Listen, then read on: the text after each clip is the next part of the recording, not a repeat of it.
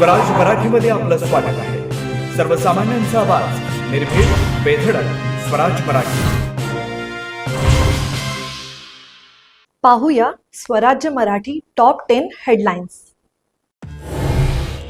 गोकुळ निवडणुकीच्या पार्श्वभूमीवर आमदार श्री सतेज उर्फ बंटी पाटील साहेब यांचा करवीर तालुका दौरा।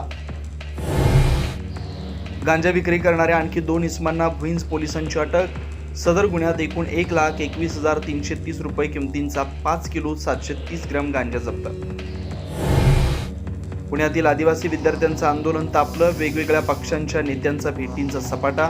वसतिगृहात राहण्यासाठी वयोमर्यादेची अट सरकारकडून रद्द, पण सर्व मागण्या मान्य होईपर्यंत उपोषणावर विद्यार्थी ठाम।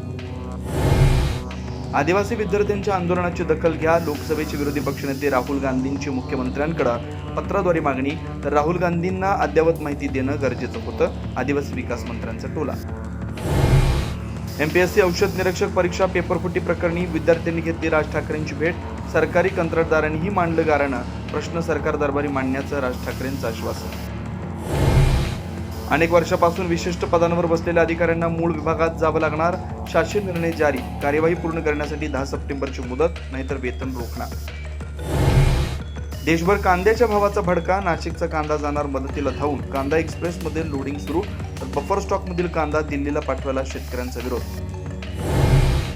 राज्यातल्या काही जिल्ह्यात साखरेचे दर घसरले। काही भागात स्थिर। केंद्राचा हस्तक्षेप। शुल्कमुक्त आयातीच्या धोरणाचा परिणाम। आता इथेच वेळ झाली थांबण्याची। भेटू पुढील अपडेट सोबत। चॅनलला लाईक करा, शेअर करा आणि सबस्क्राईब करा।